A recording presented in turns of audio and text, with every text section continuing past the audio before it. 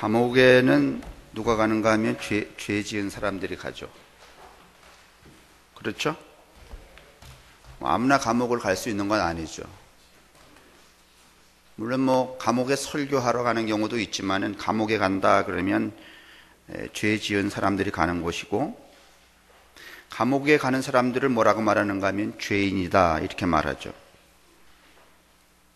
그래서 이 감옥과 죄와 죄인을 하나로 구성하여서 뭐라고 말할 수 있는가 하면, 죄 지은 사람은 감옥에 가둬야 한다. 그래야 죄 짓지 않은 사람들을 보호할 수 있고 또 죄인들을 교화할 수 있기 때문이다. 이렇게 한 문장으로 구성을 할 수가 있죠. 그런데 이 미셸 푸코라고 하는 사람이 있는데, 이 미셸 푸코가 무슨 말을 하는가 하면, 감시와 처벌, 감옥의 역사라는 책에서 이 정신병원하고 감옥을 우리가 생각하는 것처럼 그렇게 생각하지 않고 달리 말합니다. 이 푸코는 말하기를 정신병원은 환자를 치료하는 곳이 아니다. 정신병원이 환자를 치료하는 곳인가요? 아니면 가둬두는 곳인가요?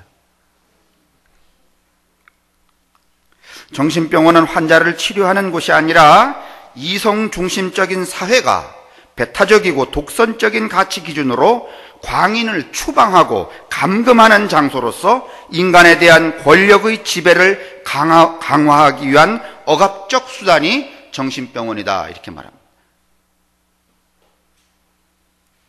좀 여러 단어가 이렇게 많이 나열되어서 여러분이 금방 이해하기가 쉽지 않겠지만은, 정신병원이 뭐냐?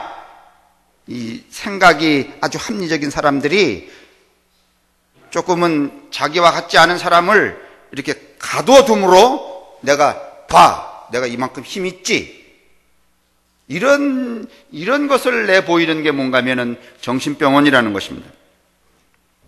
그에 의하면, 이 푸코에 의하면은 감옥이라는 것도 정신병원 같아서 범죄자들을 수용하는 단순한 수용소가 아니라 권력의 사회 통제를 위한 전략으로 필요한 기관이다. 다시 말하면 힘 있는 사람들이, 권력을 가진 사람들이 뭔가 하면 자기의 권력을 이렇게 내보이거나 아니면 작동시키기 위해서 만들어 놓은 기관이 뭔가 하면 감옥이라는 것. 동의를 하실 수도 있고 안 하실 수도 있고, 지금 이제 동의가 필요한 부분은 아닙니다. 그러니까 안 하셔도 되고 하셔도 되고. 그러니까 이 미셸 푸코라는 사람에 의하면은 감옥이나 정신병원은 억압하는 곳, 가둬두는 곳이 아니라 거꾸로 말하면 뭔가를 생산해내는 곳입니다. 뭘 생산해내는가요? 조금 전에 말씀드린 것처럼 멀쩡한 사람들이 이렇게 정신병자를 가둬두고 또 사회가 죄인을 가둬두고 이러면 이게 억압의 기제가 아니라 뭐를 생산해내는 거라는 거예요. 뭘 생산해낼까요? 권력을 생산해내지, 권력을.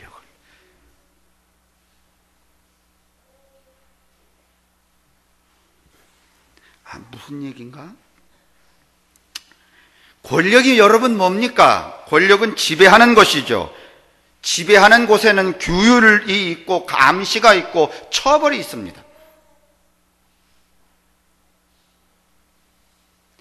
우리 어릴 때 엄마, 요즘은 좀 다르지만은 아버지의 권력이 있어요, 없어요? 아버지가 권력을 발휘하는 기제는 뭐야? 업어주고 등 태워주고 목마 태워주고 말이지, 그냥 무한히 말이지 사탕 사주고, 그게 아버지의 권력이에요? 뭐야 그러면? 야 이 새끼야! 이게 아버지의 권력이지. 억압과 통제와 감시, 그게 세면 셀수록 아버지의 권력이 어떤 거야? 아니요? 아무것도 통제 안 해. 아버지가 12시에 오든지 어디 가서 한 3박 4일 자빠져 자고 들어오든지 그냥 아유 내 새끼 이러면 아버지의 권력이 있는 거야. 그러면 권력이 있는 거야? 아니면 흐물흐물한 아버지야? 10시까지 들어와! 그래서 딱 9시 59분까지 쟀다가 10시 1분만 지나가도 그냥 귓방망이 날아오면 아버지가 권력이 센 거야, 안 센 거야? 그 얘기란 말이에요. 지금 제 얘기가 이렇게 무식하게 나가야 금방 이해를 하시니까 제가 자꾸 이쪽으로 가는 거야. 문장으로 가면 이해가 못하니까. 다시 말하면 이 정신병원과 감옥은 그렇게 억압하고 감시하고 통제함으로 무엇을 생산해내는가 하면은 사회 권력을 만들어낸다는 거예요. 요즘에 이제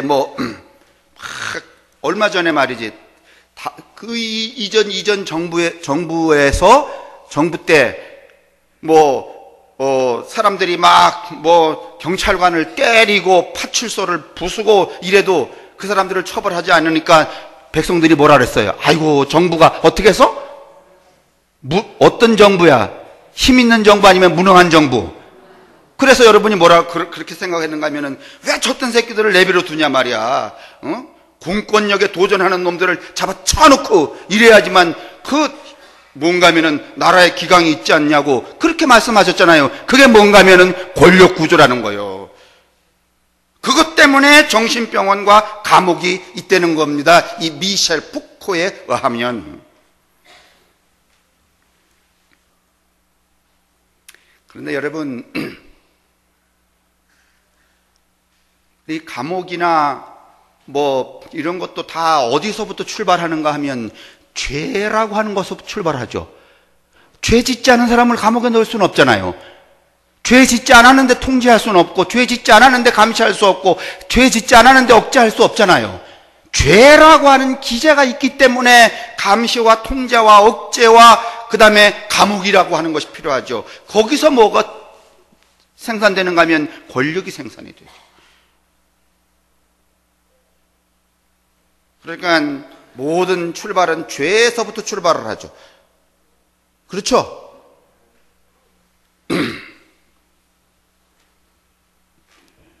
자, 지금 이렇게 시작을 했으니까 이제 우리의 관심사를 성서로 이제 돌려보겠습니다. 푸코가 말하는 근대적인 권력의 특성이 바로 억압과 감시와 처벌에서 나왔다고 본다면, 그러니까 국가가 점점 국가의 이 모습을 갖추고 국가가 힘 있는 국가가 될 때는 뭔가 하면 권력을 뭔가 하면 소유하게 됐다는 거죠. 이게 근대 세계란 말이에요. 그러면 이 세계 국가만 이런가? 교회는 어떤가?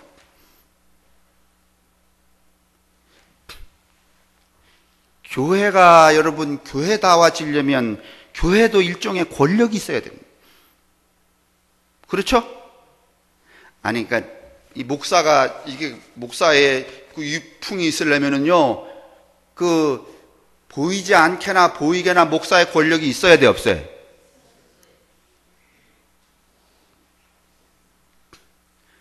아니, 다른 교회 가보세요. 목사의 권력이 얼마나 센가. 에? 축복도 누가 내릴 수 있고, 저주도. 이런 유치한 얘기를 하지 맙시다.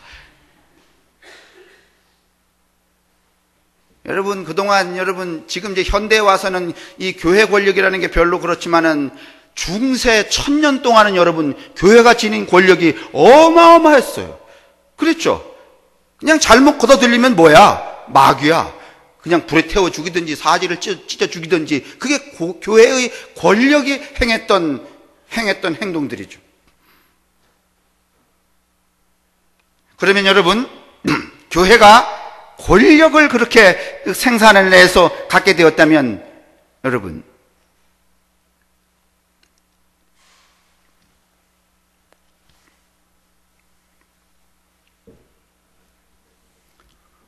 무엇으로부터 여러분 교회의 권력이 나왔을까요? 세상의 권력도 어디로부터 나와요? 죄에서부터 나왔어. 그러면 교회의 권력도 어디서부터 나오는 거야? 죄의 담론, 죄에 대한 이야기가 없으면 교회의 권력도 여러분 생산되지 않습니다.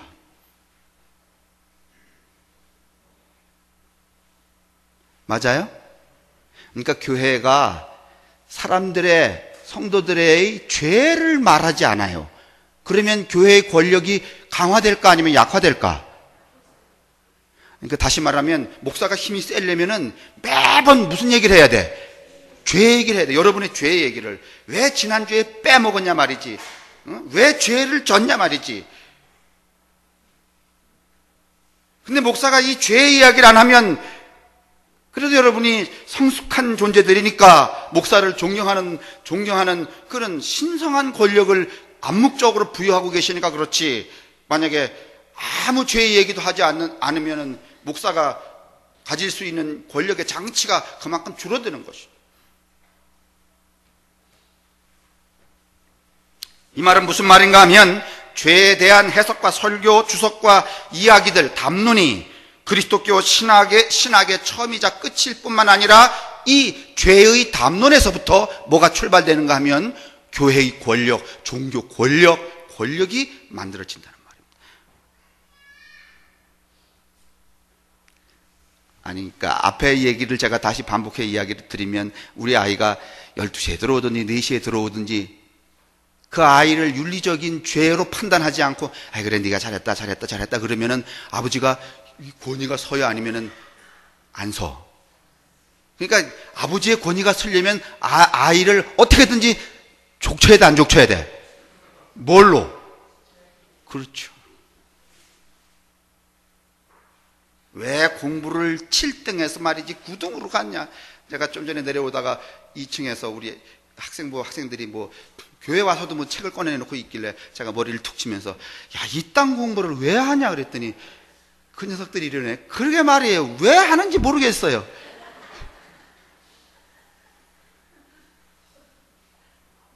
아니, 아이들도 그런 공부를 하면서 암묵적으로 만약에 한 50명 중에서 49등 하는 아이는 길티, 죄의식을 가져야 안 가져요?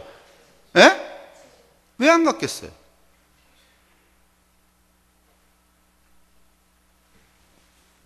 학교는 선생님이 그런 아이들에게 성적의 길티, 죄론을 가져야지만 뭔가 하면은 선생의 권위가 서는 거죠.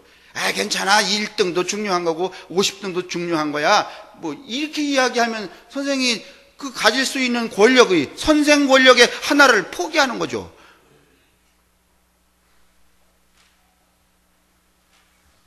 결국 이 교회의 권력은 죄의 이야기, 죄의 해석, 이것을 통틀어서 담론이라고 그러는데, 이 죄의 담론에서 나온 것이고, 이것은 다시 구원의 어법과 연결이 되어 있습니다. 요즘에 저희들이 수요일날 보는 이 성서 관통에서 그런 대목이 지금 등장하고 있고, 그 다음에 지난주 설교에 김주환 목사께서 또 죄 이야기를 했기 때문에 어느 순간에는 제가 이 죄 이야기를 여러분에게 아주 명백히 짚어드리고 가야 되겠다는 생각을 오랫동안 했었는데, 지금이 때가 되지 않았나 그렇게 싶어서, 도대체 이 죄라는 게 뭔가, 하도 죄 이야기를 많이 들어서 어떤 경우에 여러분들은 이미 편안하기도 할 거예요. 그런데 진짜 이게 필요한 것인가 하는 이야기를 오늘 이 한 해 우리의 이 교회 표에 맞추어서 자유라고 하는데, 제가 이제 여러분에게 말씀을 드리려고 생각을 했어요. 그래서 오늘 이게 한 서너 시간 해야 될 것 같습니다. 한 시간에 딱 끝나기는 쉽지가 않아서, 어떻든지 죄를 말하면 뭐가 생겨?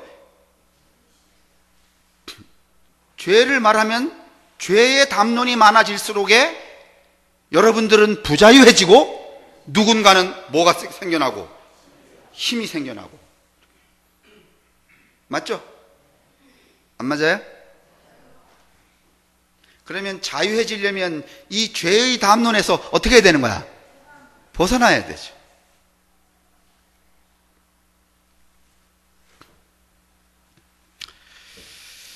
그러면 여러분, 기독교가 어느 때부터 이 죄에 대한 이야기를 하기 시작했는가? 얼핏 생각해 보세요. 저를 좀 보십시오. 처음에 예수님이 오셔서 예수님 그 무리에 모여갖고 새로운 나라를 꾸미려고 말이지, 장녀, 세리, 죄인, 절름발이 상관없이 그런 사람들이 모여서 뭔가 하면 공동체를 이루었을 때, 그때는 죄의 담론, 죄에 대한 이야기를 했을까 안 했을까? 한 것 같아, 안 한 것 같아?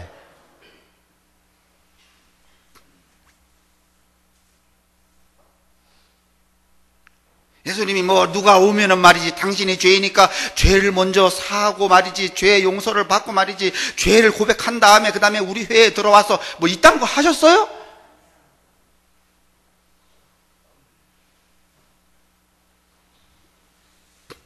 그러면 어느 때부터 뭔가 하면은 이 공동체가, 기독교 공동체가 죄를 주된 이슈로 이제 말하기 시작했으며, 왜 죄에 대하여서 우리가 논하게 되었을까? 어떤 사람이 이렇게 건강하게 살다가 큰 병이 들었어요. 그러면 위기 상황이란 말이에요. 그 위기 상황이 딱 닥쳤을 때 위기 상황을 해석을 해야 되는데, 내가 왜 남들은 병이 안 들었는데 이런 병이 들었지? 그런 물음이 생기잖아요. 그렇죠? 그랬을 때 여러분은 무슨 생각을 하세요? 유치하지만 제가 또 1, 2, 3, 4로 하겠습니다. 1번, 봄이니까 이런 병이 들었다. 2번, 하나님이 나를 축복하시기 위해서 병이 들었다. 3번, 뭔가 죄가 있는가 보다. 왜 죄에 대해서 물음을 갖기 시작하는가 하면, 삶의 위기 상황이 직면했을 때 그 위기 상황에 대한 해답을 구하려고 하다 보니까 마땅한 답이 없는 거야. 내가 이래저래 이렇게 살아왔는데 이런 위기 상황, 병이 걸렸거나 쫄딱 망했거나 무슨 일이 잘 안 됐거나 자녀가 무슨 하여간 위기 상황이 여러 경우에 닥칠 수 있잖아요. 왜 이런 일이 생겼지? 이렇게 하다 보니까 그 위기 상황에 대하여서 답을 구하는데, 그 답이 뭔가 하면, 내가 뭘 졌는가 보다. 뭘 졌는가 보다? 아예 안 그러셨어요, 여러분? 위기 상황이 당하면 그런 답을 내야 안 내? 내잖아요.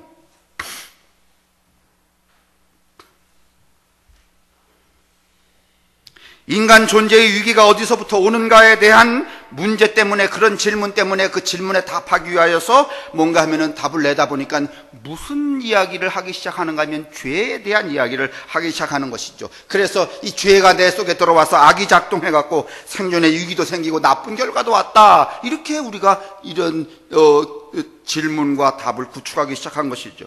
그렇기 때문에 우리는 그동안 어떻게 배웠는가 하면, 이 악이라고 하는 것은, 죄라고 하는 것은 신과 인간의 거리와 인간과 인간의 관계를 어떻게 놓는다는 거야? 붙인다는 거야? 벌린다는 거야?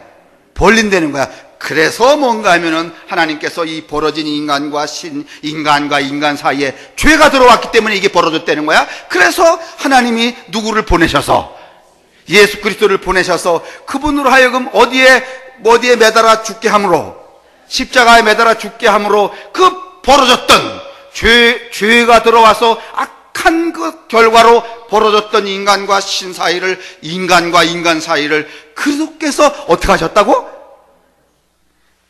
이거 안 배우셨어. 사형리에 다 나오는 거잖아.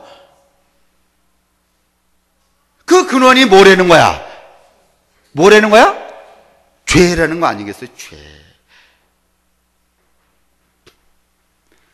마치 처음 들으시는 것 같은데, 여러분, 이게 여러분 수백 번 들어온 여러분의 이 머리통 속에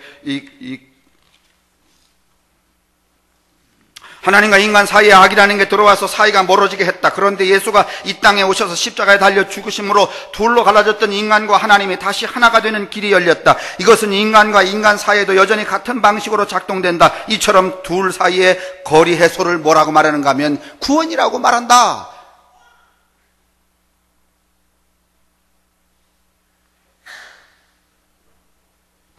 이런 패러다임들은 다 어디서 출발을 하는가 하면 죄에서 출발을 합니다.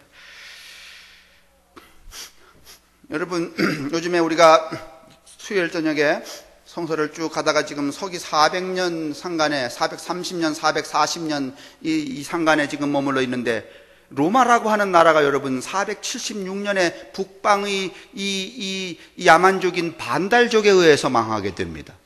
로마가.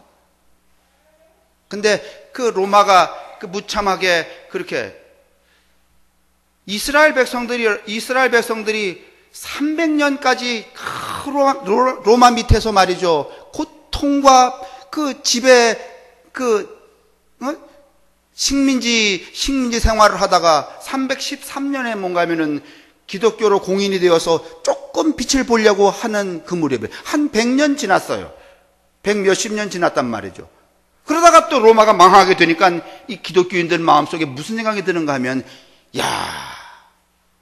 왜 우리가 이렇게 이제 잠깐 숨을 좀 돌려서 말이지 새로운 이 세계를 구축할 이 무렵인데 왜 로마가 망하는가, 이 질문을 하게 되었을 때 그때 당시에 430년 440년 시대에 살았던 모든 기독교인은 무슨 답을 내는가 하면 이런 답을 내요.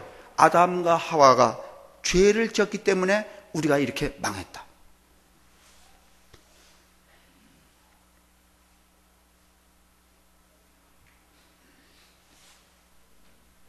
사람이 경험하는 모든 위기 상황을 죄와 연관지어서 해석함으로써 위기의 원인과 해결책을 찾는 것입니다.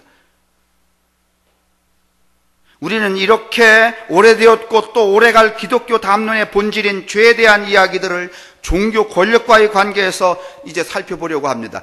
오늘 한 시간에 안 끝나고 다음 시간, 그 다음 시간, 한 서너 시간 갈 거니까 다음 주에도 이 이야기를 여러분이 좀 연장해서 들으셔야 되고 그 다음 주에도 좀 연장해서 들으셔야 될 것 같습니다.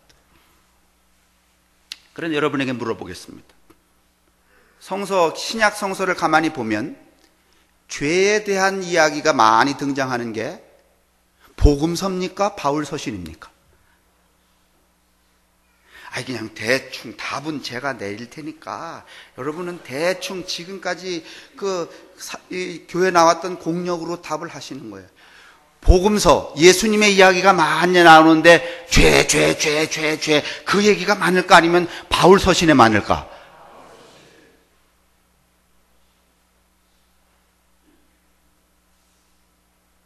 여러분, 만약에 복음서에 죄에 대한 담론이 일상화되었다면 가룟 유다에 대하여서 이미 저 인간은 뭐다? 죄인이다라고 하는 낙인이 찍혔을까 안 찍혔을까? 아니, 제 얘기는 뭔 얘기인가 하면 복음서 있잖아요. 마태, 마가, 누가 이런 복음서. 이 복음서가 있었던 그 시대에 모든 사람들이 죄에 대한 생각들을 보편적으로 가졌더라면 가룟 유다를 거기다 쓸 때 이 자식은 뭐다? 죄인이다라고 썼겠어요? 안 썼겠어요? 썼어. 근데 뭔가 하면 그 복음서의 가룟 유다에 대한 이야기 속에 죄인이라는 이야기는 있어요? 없어요? 있어요?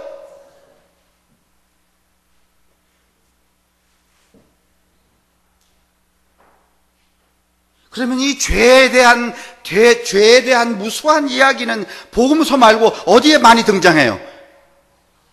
제가 둘 중에 하나 했잖아. 복음서, 바울서신. 하나는 아니라며. 그러면 그러니까 중간에 계시지 말고 하나 그냥 찍어요. 바울서신에 많죠. 그래서 오늘 우리가 읽은 게 뭐예요?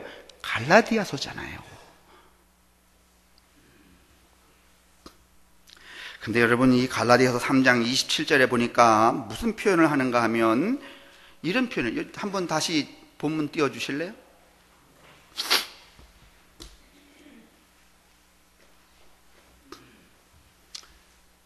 보세요. 누구든지 그리스도와 합하기 위하여 세례를 받은 자는 그리스도로 뭘 입었다?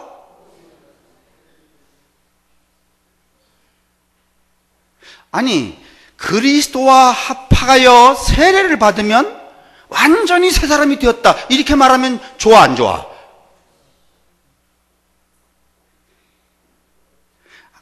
저걸 좀 보세요.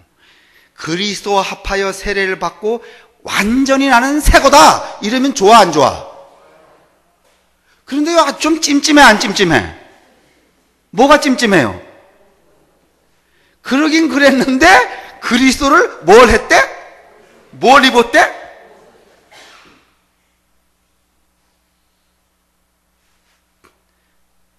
아니, 제가 찜찜하냐고 여쭤봤더니 이제 찜찜한 구석이 생각나는 분이 계시지? 저기 찜찜한 말입니다. 저게 누구 말인가 하면 바울의 말입니다. 여러분, 이 그리스도교에서 죄를 다루는 성서는 여러분 복음서가 아니라 바울서신입니다. 이 말은 복음서는 죄에 대해서 어떤 담론이, 죄에 대한 생각이 없었던 게 아니라 죄에 대한 이야기가 보편적인 상식으로 깔려있는 사회가 아니었다는 뜻입니다. 죄에 대한 보편적인 상식은 바울 서신의 시대에 와서야만 여러분 구축이 됩니다.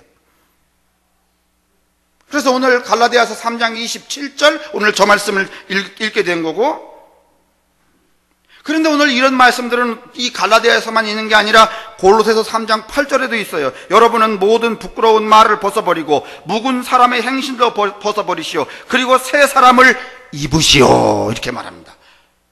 새 사람이 되시오 이러면 좋은데 새 사람을 입으라 이렇게 말합니다. 여기도 그리스도의 옷을 입었느니라 이렇게 말합니다. 또 여러분 에베소서 4장 22절 24절도 이렇게 말합니다. 낡은 인간성을 벗어버리고 하나님의 형상대로 창조된 새 사람을 갈아입으라 이렇게 말합니다.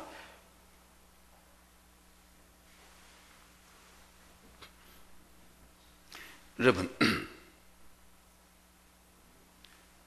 제가 오늘 옷을 갈아입었습니까? 안 갈아입었습니까? 무엇에서 무엇으로 갈아입었습니까? 예? 그렇습니다. 겨울옷에서 봄옷으로 갈아입었습니다. 그 갈아입었다고 하는 것은 뭔가 하면 누구의 시선입니까? 나의 시선이에요? 여러분의 시선이에요? 다시 말하면 여러분의 시선이 옷은 내가 입었지만은 허목사가 겨울옷에서 봄옷으로 갈아입었군 라고 이렇게 말하는 것은 여러분, 타자가 여러분의 시선으로 내게 옷을 입힌 겁니다. 무슨 말인가 하면 오늘 바울이 하나님과 합하여 세례를 받으면 새 사람이다고 말하지 않고 새 사람이 되었으니 그리스도의 옷을 입으라고 에베소서, 골로새서, 갈라디아서에 끊임없이 이 바울 서신에 이렇게 말하는 이유는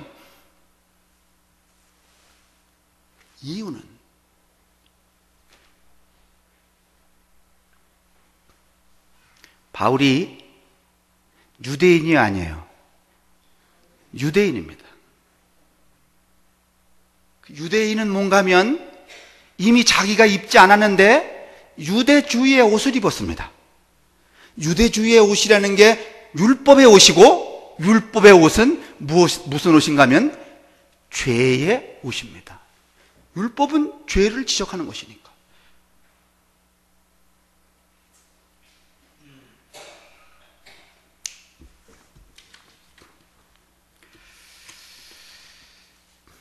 왜 바울은 저런 문토를 쓰는가? 내가 세례를 받고 하나님과 합하였으니 새 사람이다라고 말하지 않고 그리스도로 옷을 입으라고 말하는가? 이미 그는 타자에 의해서, 유대주의에 의해서, 누군가에 의하여서 율법의 옷을 어떻게 하고 있기 때문에 유대인들은 뭔가 하면은 이 자기가 원하든지 원하지 않든지 율법의 옷을 입었어야 안 입었어요?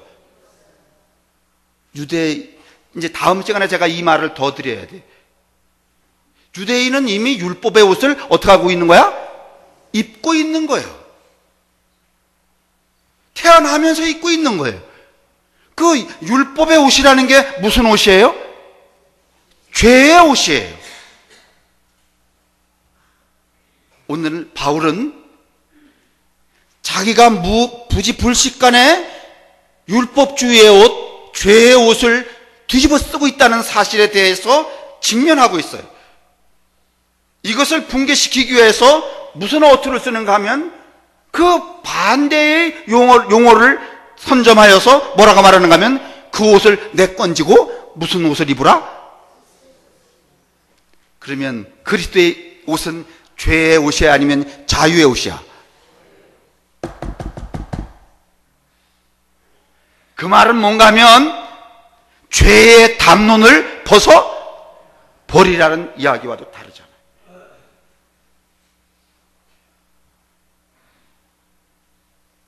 다시 말하면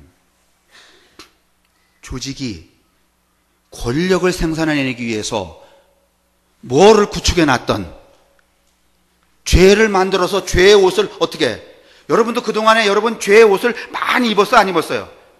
안식일을 범하는 죄, 11조를 떼먹는 죄, 마음속으로 누군가를 미워하는 죄, 그 다음에 알고도 모르고도 저지른 죄, 그 다음에 내 죄가 아니면 내 새끼가 지은 죄, 내 부모가 지은 죄, 할아버지가 지은 죄까지 여러분 옷을 덕지덕지 입고 계셨다 안 계셨어요? 옛날에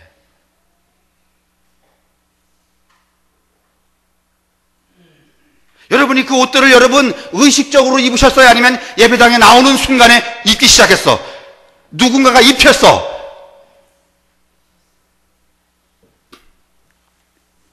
아니, 제 얘기 잘 들어보세요. 여러분이 그 전에 여러분 교회 다니면은요, 죄의 옷이 여러 벌 돼, 안 돼? 한 벌이야, 여러 벌이야? 여러 벌이죠. 그걸 여러분이 입어 아니면 누군가 입혀? 누가 입혀? 무슨 목사가 입혀?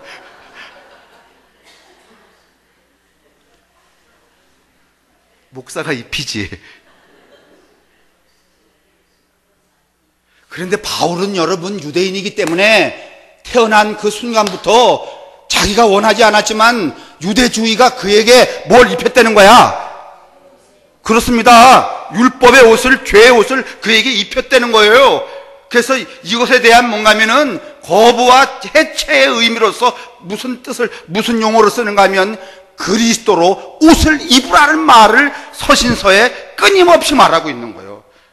이 말은 무슨 말인가 하면 나도 모르게 무의식 중에 권력을 생산해내기 위해서 누군가가 입혀준 그놈의 옷을 어떻게 하라는 거야? 벗어 던지라는 거야. 그게 뭔가 하면 죄의 담론이야.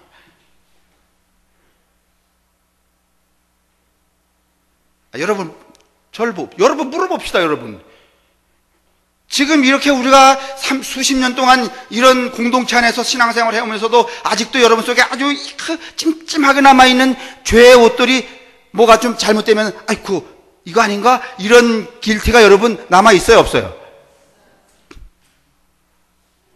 요거를 바짝 이렇게 목사가 쥐어야지만 정말 여러분을 부리기가 쉬운데,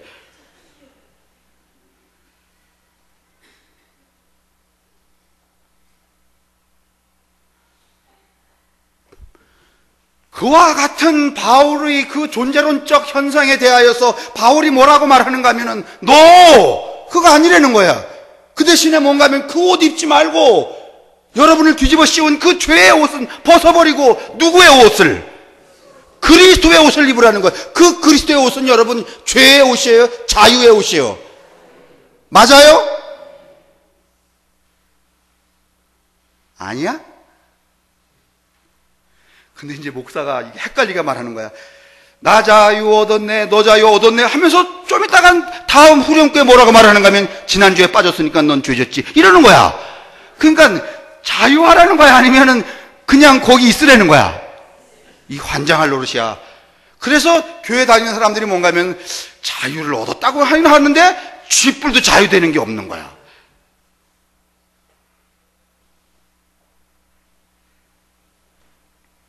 그러면 뭔가 하면 바울이 원초적으로 존재론적으로 뒤집어 쓰고 있던 유대주의의 그 죄의 옷에 상응하는 그리스도의 옷을 이야기한다는 말은, 한다는 뜻은 자기도 모르게 누군가가 뒤집어 씌운, 유대주의가 뒤집어 씌운 그 율법주의의 옷을 어떻게 한다는 거예요?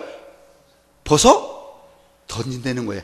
이 말이 우리에게는요 찜찜하게 보이지만은요 저 용어를 보고 있는 유대인들로서는 기분이 아주 더러운 거예요. 이 말은 무슨 말인가 하면 그 유대주의의 그 옷, 다시 말하면 유대주의가 가지고 있는 죄의 담론을 이 바울은 어떻게 하는 거야? 그렇죠. 거부하고 싶은 거예요. 대단한 사람입니다. 그런 측면에서는 바울이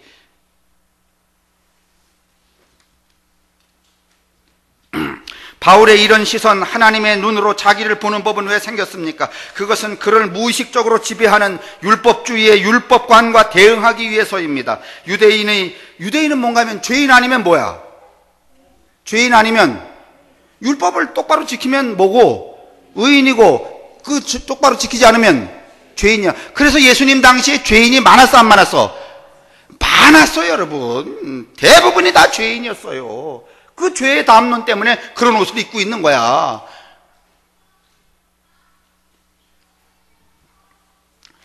이와 같은 이 죄인과 의인의 논법을 거부하기 위해서 그리스도로 옷 입는다는, 새 사람을 옷 입으라는 옷 입음이라는 논법을 이 바울이 바울서신에서 지속적으로 쓰고 있는 겁니다.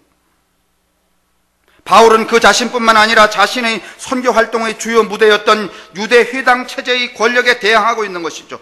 회당 체제의 권력 장치는 율법주의죠. 그리하여 율법을 통한 죄의 의인 논법으로 순종의 메커니즘을 작동시키고 있었던 겁니다.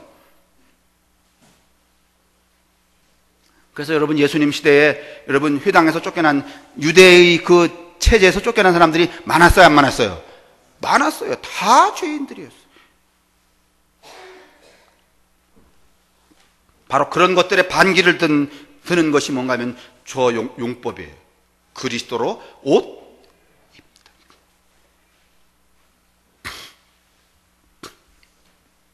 아니, 단순한 반기가 아니라 그런 율법적인 시스템, 죄로 뒤집어 씌워 옷 입히는 거. 요즘에도 여러분, 은혜로운 교회에 가면은 은혜로운 교회는 또 뭐도 많아. 은혜로운 교회 가면 죄도 많아.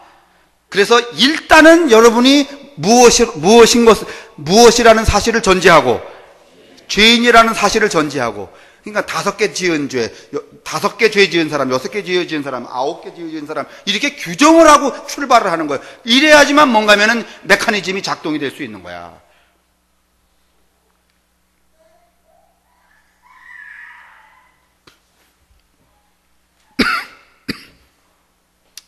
그런데 여러분, 그리스도가 온전히 등장하려면 이 못된 메커니즘은 파괴가 돼야 돼요, 안 파괴가 돼요? 파괴가 돼야 되죠. 그래서 자기 자신의 무의식에 깔려있는 이 유대주의와 결별할 수 있기도 하는 것이고, 또 자기가 믿는 그리스도를 온전히 드러낼 수 있기 때문에 바울은 저런 표현을 쓰고 있다는 말입니다. 그러니까 바울은 오랜 율법의 제도적인 장치로서 작동하고 있었던 죄와 배제의 교리적이고 종교적인 뿌리를 파내려고 했다는 말입니다. 그리고 그것이 그리스도로 옷 입음이었습니다.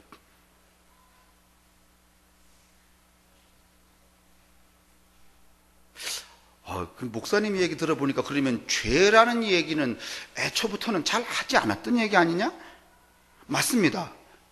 근데 그걸 여러분이 조금 더 구체화시키기에는 오늘 시간이 모자라니까. 왜냐하면 지난주에 조장로님이 또 미역을 건져왔기 때문에 지금 그 자연산 미역으로 지금 점심을 차리고 있거든요. 지금 5분 지났기 때문에 빨리 끝내야 됩니다.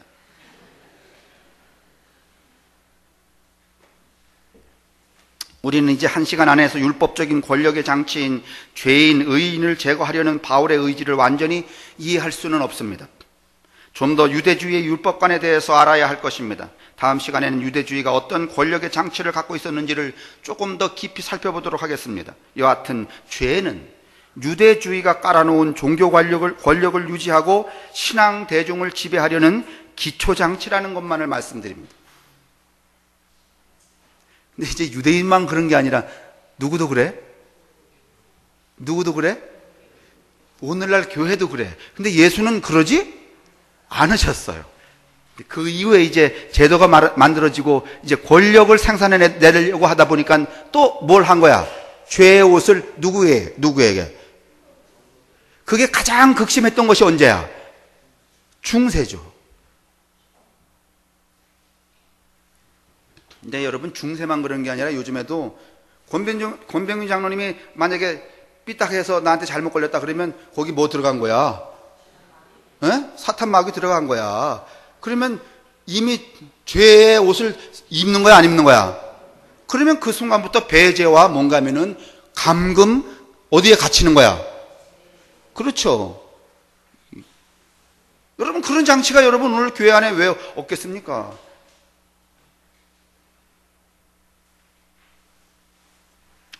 그러니 참 우리는 지극히 제가 생각할 때는 목사가 이런 말 해봤자 그렇지만은 지극히 복음적인 교회 다니는 거야. 어떤 복음인가 하면 예수 복음.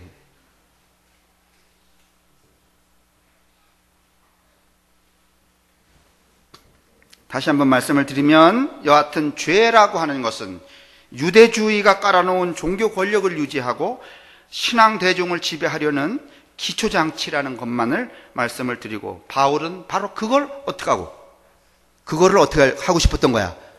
걷어내고 싶었던 거야. 누구한테도 그게 뒤집어 쓰여 있어.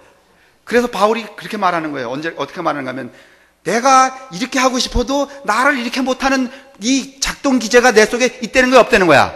그래서 자기가 상쾌하되 괴롭대. 여러분 그것도 읽어드려야 되나? 안을 하려 했었는데.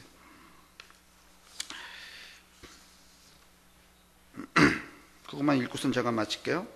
바울이 이렇게 말하잖아요.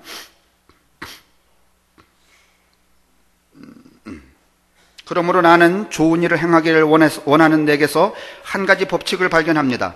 바로 악이 내게 달라붙어 있다는 것입니다. 사실 나는 내적 인간으로서는 하나님 법에 가까이 동의하지만은 나는 내 지체 안에 또 다른 법이 있다는 것을 압니다. 그것은 내 이성의 법을 거슬러 싸우며 내 지체 안에 있는 죄의 법 안에서 나를 사로잡고 있는 것입니다. 그게 뭔가 하면은 유대주의 율법이 자기에게 씌운 뭐야? 옷이야. 그게 자기를 또 어떻게 하고 있는 거야? 포박하고 있는 거예요. 그래서 뭔가 하면은 그리스도로 옷 입는다라고 하는 용어를 쓰면서 자기를 포박하고 있는 것, 우리를 포박하고 있는 이 더러운 옷들을 어떻게 하라는 거야? 그렇죠. 해체하기를 기대하고 있는 거예요. 이제 3시간 여러분 이 죄에 대한 이야기를 여러분 들으시는 동안에 이런 우려가 생기긴 해요. 에따, 죄 없댄다 말이지. 그러니까 그냥 날라리 이렇게 이런 아주 어긋난 어긋장을 피우지 말고 바른 신앙관을 여러분과 제가 정립하고 진정으로 그리스도 안에서 자유할 수 있게 되기를 주님의 이름으로 축원합니다.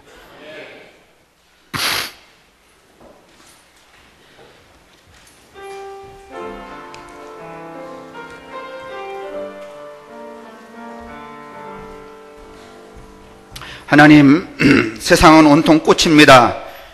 그 무엇도 그 무엇에 구속당하지 않고 그 무엇도 이제 낡은 관념의 옷을 입고 있지 않습니다. 호련히 아름답고 또 호련히 새싹을 내며 호련히 열매 가운데로 나아갑니다. 모든 본성이 이와 같을지인데 하나님이 당신의 형상을 따라 저희들을 만드실 때에도 바로 이와 같은 대자유의 본성으로 저희들을 지으셨음에도 불구하고 우리는 수없이 많은 어두운 옷들을 켜켜이 입고 지냅니다. 전능하신 아버지 하나님, 간절히 구하오니 우리로 하여금 저 들판의 꽃들처럼 대자유의 향연에 나아가는 영혼들, 인생들, 존재들이 되게 하여 주시옵소서. 오늘 바울이 그토록 사모했던, 그를 뒤집어 씌우고 있었던 유대주의의 옷을 벗고 그리스도의 옷을 입음으로 말미암아 자유한 존재가 되기를 갈망했던 것처럼 오늘 여기 모인 당신의 사랑하는 모든 성도들이 그리스도 안에 자유한 혼들이 되게 하여 주옵소서. 우리 주 예수 그리스도의 은혜와 하나님의 사랑하심과 성령의 축복이 우리에게와 우리의 가족들과 우리의 이웃들에게 언제나 함께하기를 간절히 축원합니다. 아멘.